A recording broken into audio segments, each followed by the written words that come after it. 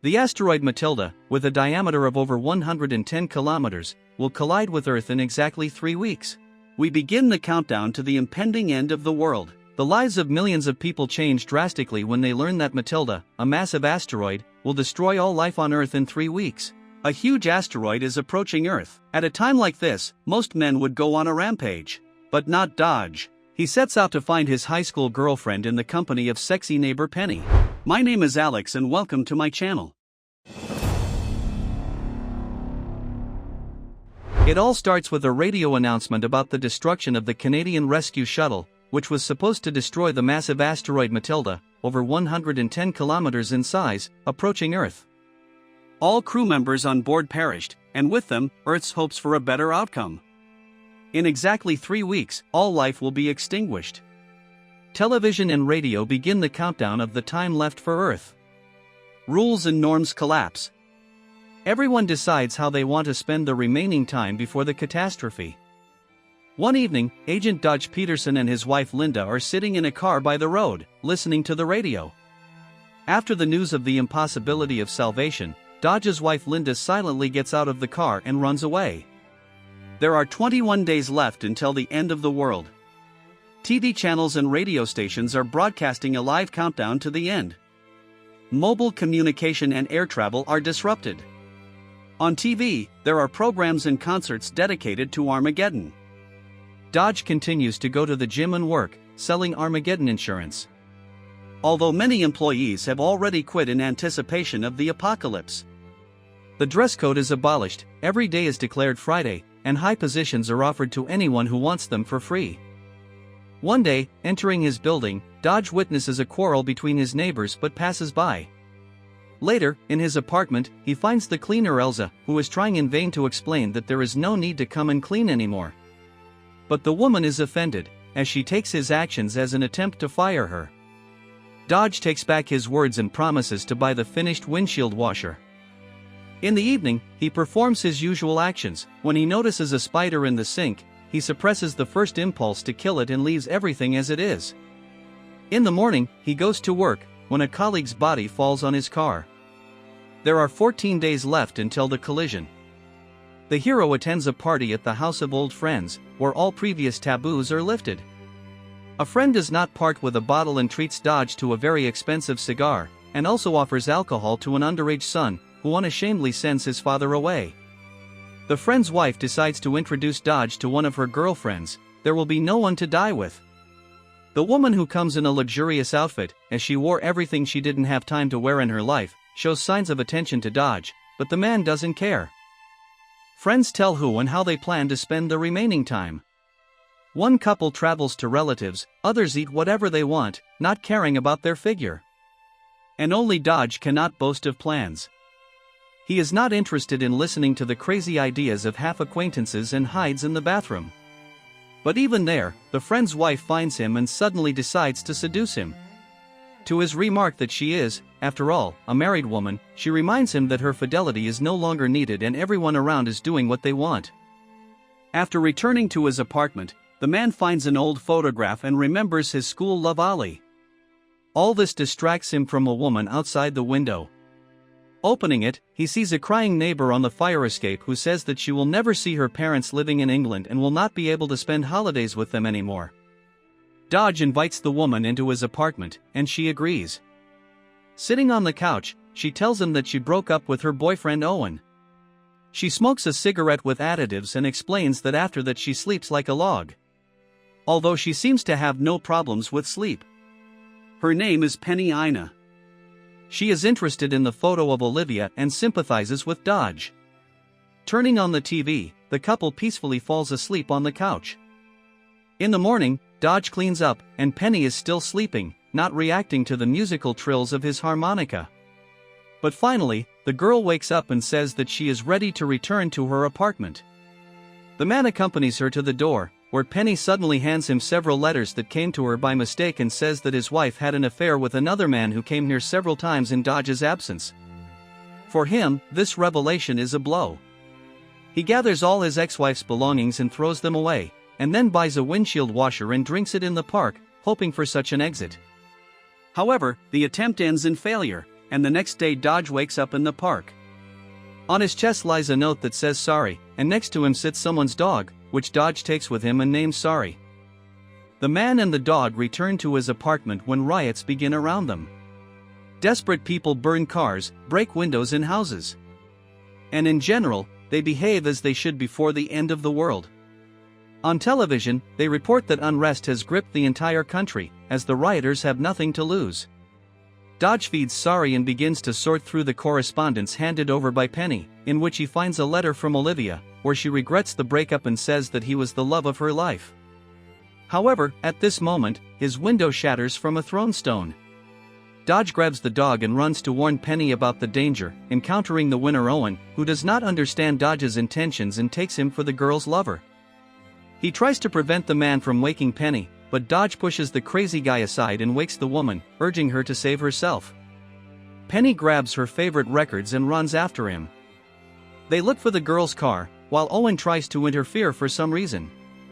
As a result, Dodge and Penny manage to jump into her car when the rioters appear. Owen does not want to get into the salon and interferes with them driving away. Then Penny, enraged, pushing the cars standing nearby, drives out of the alley. While Dodge is driving, the girl promises to help her meet her parents if she takes him to Olivia. The couple drives away, leaving Owen on the street. After the gas runs out, Dodge and Penny have to walk along the empty road. The girl is worried that they will not be able to reach Dodge's friend, who has a plane. And that means she will not get to her parents. And Dodge blames the girl for not giving him the letter from Olivia, ruining his remaining life. She wants to make amends and promises to do everything so that he can see his love. Stopping a passing pickup truck, the driver agrees to give them a lift to the nearest town and tells the story of his life and love. Penny listens with interest, and Dodge notices a shovel lying on the back seat and is slightly alarmed. After some time, the driver finishes his confession by saying that he has a terminal illness. He would like to voluntarily leave this life, but he cannot get into heaven that way. During a stop, Penny goes out to walk the dog, when the driver asks Dodge how he plans to kill him, as he immediately understood who he was. While Dodge is about to stab the driver in the neck, a bullet from a car that stopped nearby hits him. It turns out that he specifically hired killers to still get into heaven. After burying the driver, Dodge and Penny take his car and drive on, discussing their past relationships under the road, coming to the conclusion that it was all not real. And suddenly they see a diner where there is a real party. The couple is greeted by cheerful young people who decided to spend the last days in joy and rejoicing in every remaining hour. Penny announces that today is actually Dodge's birthday, and the man is congratulated, danced, and everyone sings songs. Later, the couple goes out to the car, where they suddenly get closer. After that, Dodge feels awkward, but the girl calms him down. After all, it was a farewell to earthly joy. Soon they are stopped by a policeman for speeding, who, learning about the lack of rights to the car, takes them to the station. Despite the fact that everyone seems to no longer care, Penny is upset that she ruined the guy's life. But he calms her down, as he realized that he did not love Linda for real. His mother died, and his father left them 25 years ago. Olivia wrote in the letter that she was divorced, and he decided that she was the main love of his life. Later, the sheriff releases them, complaining about the principledness of the arresting policeman, and since he confiscated their car, he agrees to take the couple to the nearest town, where Penny's ex-boyfriend Speck lives. He introduces the couple to his friends, with whom he equipped a bomb shelter with supplies for 6 months, as he sees himself as the leader of a post-apocalyptic society. He tells Penny that he has a satellite phone, on which she talks to her entire family. The girl talks to her loved ones, cries with joy that she hears them. At this time, Speck tells Dodge that the girl is a real fighter and hopes that she will stay with him to then build a new society. But Dodge is not needed here. But Penny says that she promised the man to take him to Olivia, and Speck lends them one of his cars, wishing them good luck. However, Penny breaks the door, and people break into the house. The girl is delighted with the housing, as she always dreamed of such a house. They prepare dinner from the found products and listen to old records. She talks about her parents, who were her ideal, and admits that now she would live her life completely differently. Later, inspecting the kitchen, Penny finds a letter in which the new address of Olivia is indicated, and the next morning the couple heads there. Penny stays in the car, and Dodge goes to the door of the house. However, the man immediately returns, saying that he left a note for Olivia, refusing to give a clear explanation for his actions. Penny bombards him with questions, and distracted, Dodge almost crashes into a column of pilgrims. They decide to rest, reach the beach, and resting on it, no longer hide their tender feelings for each other. Later, Dodge and Penny arrive in Somerset to Dodge's father Frank, who is surprised and happy to see his son, whom he has not seen for 25 years. Dodge starts the conversation with a quarrel, but in the end, they make peace, forgiving each other old grievances. They ultimately spend a wonderful family evening, and at night, Dodge carries the sleeping Penny to a light aircraft and whispers in her ear that she is the love of his life.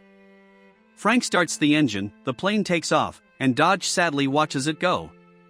The man returns home and, entering the apartment, finds Elsa there. He tries to convince her to go home to her family, but the woman does not understand him and says goodbye until next Thursday. The TV presenter, launching the studio, says goodbye to the viewers with whom he communicated for 27 years, and turns off. The man climbs into Penny's apartment, where he listens to vinyl records from her collection. Suddenly the light goes out, Dodge lights candles and suddenly sees a woman who reproaches him for letting her go then. Waking up in the sky, she ordered to turn the plane back, and now Dodge admits that he made a mistake. The last moments of Dodge and Penny lie in bed and talk, telling each other about themselves and their families during the gradual destruction of the Earth and the fall of the meteorite. The man calms Penny and says that he is crazy about her. Listening to the approaching explosions, he confesses that he became happy for the first time, meeting her. After all, they saved each other at the last moment. Penny smiles through tears, and everything ends with an approaching white flash. Of course, the world cinema has produced such a number of disasters in all possible genres and qualities that it is already difficult to surprise or scare the viewer. But this film does not scare, but it reminds that life is here and now. And even in the last minute, you can be happy. The main thing is to open your eyes, understand, and accept this happiness. And with you was Alex. See other retellings on my channel.